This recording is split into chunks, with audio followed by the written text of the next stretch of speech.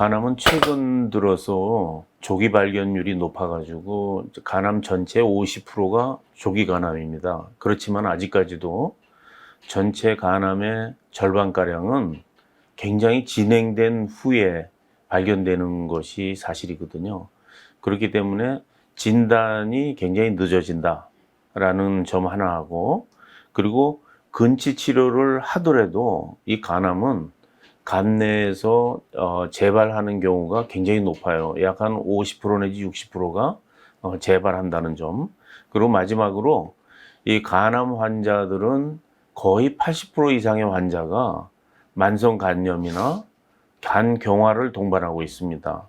그렇기 때문에 간암 자체로 인한 문제뿐만 아니라 간 기능이 악화되어 간부전으로 사망하는 환자가 있기 때문에 예후가 안 좋다고 볼 수 있겠습니다.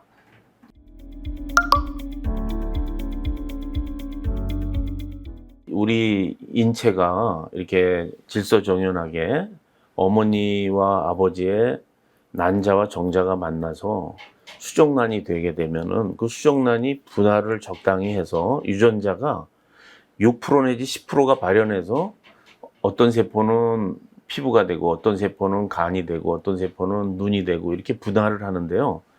그 엄격한 유전자 통제하에 있는 세포들은 옆에 있는 세포를 재생을 하거나 이럴 때 만나게 되면 더 이상 자라질 않습니다. 이거 규칙을 잘 지키는 거죠.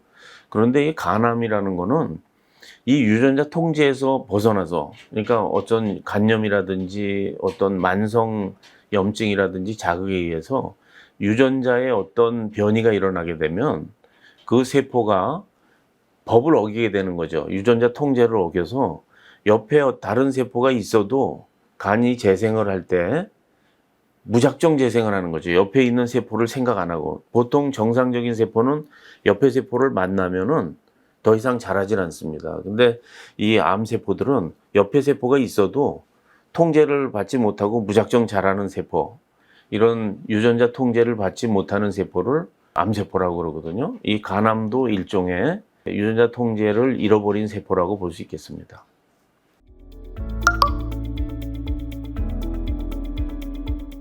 간암은 다른 암하고 다르게 간 경화를 동반하는 환자가 80% 이상이 된다는 거죠. 그렇기 때문에 이제 치료에 있어서 이 간 기능이 하나의 걸림돌이 됩니다. 그런 특징이 한 가지가 있고, 또 그 다음에 두 번째로는 간암의 특징이 동맥에서 혈액을 받아서 간 정맥으로 해서 혈액이 빠져나간다 그러면 암 덩어리가요. 그러면 이 세포가 전이가 폐나 뼈나 이런 데로 다양하게 많이 가겠죠. 근데 이상하게도 간암은 동맥에서 혈액을 받아서 문맥이라고 내장에서 오는 영양혈관으로 혈액을 내놓게 됩니다. 그래서 간암은 폐라든지 뼈로 전이가 가는 경우가 극히 드물고, 간 안에서 계속 암이 재발하는 그런 특징을 갖고 있어요. 이제 그런 게 조금 다른 암들하고 좀 차이점이라고 볼 수가 있겠습니다.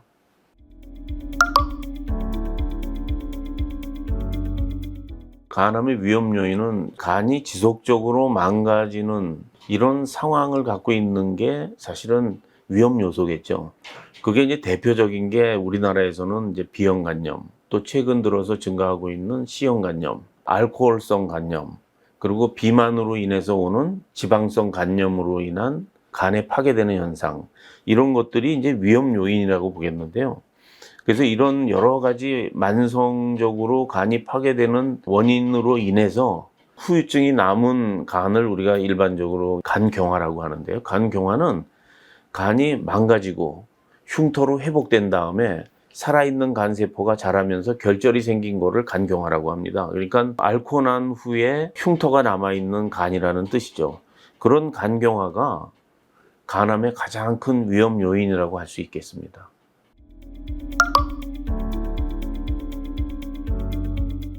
간암의 증상은 사실 초기에는 증상이 없다라는 게 답이죠. 그래서 우리가 흔히 간을 침묵의 장기라고 이렇게 얘기합니다. 간은 표면에는 통증을 느끼는 감각세포가 와 있지만 간 속에는 통증을 느낄 수가 없어요. 그렇기 때문에 혹이 웬만큼 커질 때까지는 전혀 증상이 없고요. 그리고 이제 만약에 어느 정도 혹이 커져서 이 표면에 있는 캡슐을 누르게 되면은 그때부터 둔통을 느끼게 됩니다. 우상복부에. 그리고 이제 더 진행이 되게 되면 혈관을 누르거나 담도를 누르게 되면 황달이나 또는 이게 소화불량이나 복수가 차거나 이런 간 부전 증상이 나타나는 것이 일반적인 증상이라고 볼 수 있겠습니다.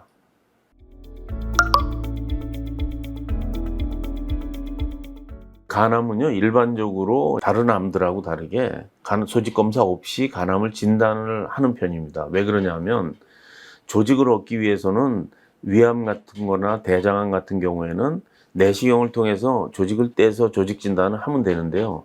간암은 조직을 얻기 위해서 이 초음파를 대고 침을 찔러야 돼요. 침을 찌르게 되면 그 찔렀다 빼는 자리로 이 암이 전이가 갈 수가 있습니다.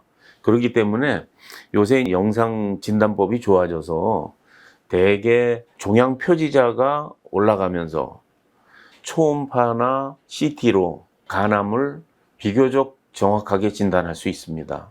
그게 만약에 아주 초기인 경우에는 애매한 경우가 있어요. 그럴 때는 MRI를 찍거나 또는 3개월 간격으로 반복해서 CT를 찍음으로 해서 그 종양의 모양의 변화를 보고 간암을 충분히 진단할 수 있습니다.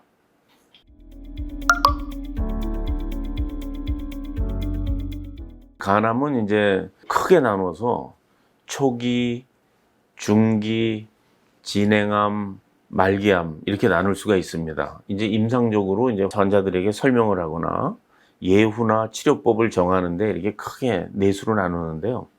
초기인 암인 경우, 그러니까 쉽게 얘기해서 종양이 한 개거나 또는 3개 이하인데 3cm 이하거나 이런 경우는 이제 조기라고 합니다.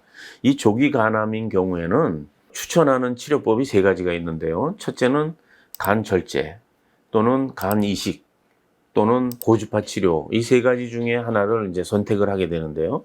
대개 간 기능이 좋은 경우는 간 절제술을 하고요. 간 기능이 나쁜 경우에는 고주파 치료나 간 이식을 하게 됩니다.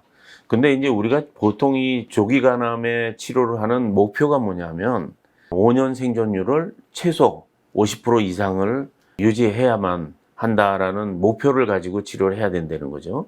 그리고 이제 중기 간암인 경우는 개수가 다수면서 크기가 3cm 이상인 경우, 그런 경우를 이제 중기 간암이라고 그러는데 이때는 이제 혈관 침범이 없는 환자죠. 이런 경우에는 대개가 이제 첫 번째 추천하는 치료로는 간동맥 색전술이라고 해서 이 사타구니 동맥으로 가느다란 관을 집어넣어 가지고 간 동맥에다가 리피오돌이라는 특수한 그 물질과 항암제를 주사를 하게 되면 그 물질이 간암 세포에 들어가 가지고 빠져나가질 않으면서 피가 더 이상 못 들어오게 해서 굶겨 죽이는 거죠. 진행 간암인 경우는 혈관 침범이 있거나 다른 장기에 그 전이가 간 경우, 이때는 이제 국소 치료에 한계가 있기 때문에 그럴 때는 표적 치료제를 포함한 항암 치료로 생명을 연장시키는 그런 치료를 하고 있고요. 말기 간암인 경우에, 그러니까 이제 복수가 차고 황달이 오고 이런 환자인 경우에는 암을 치료하는 치료보다는 아프면은 안 아프게, 복수가 차면 복수를 빼준다든지 이런 여러 가지 도움을 주는 보존적 치료를 대개 시행하고 있습니다.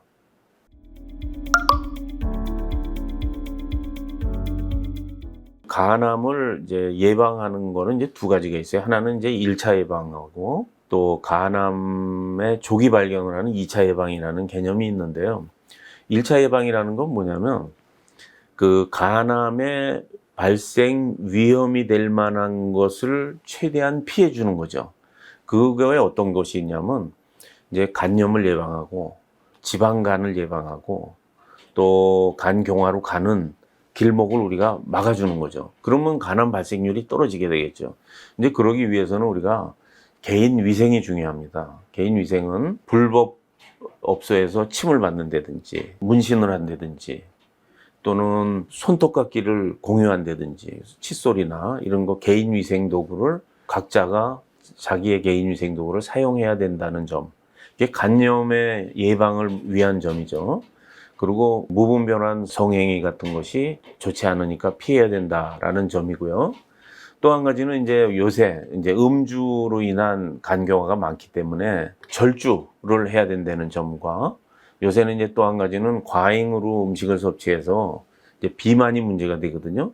비알코올성 지방간으로 인해서 이제 간경화가 오는 경우가 많기 때문에 섭생을 조절해서 비만을 예방해주는 이와 같은 것이 이제 1차 예방이라고 할 수 있겠고요. 그다음에 이제 2차 예방으로는 이미 간경화가 왔다.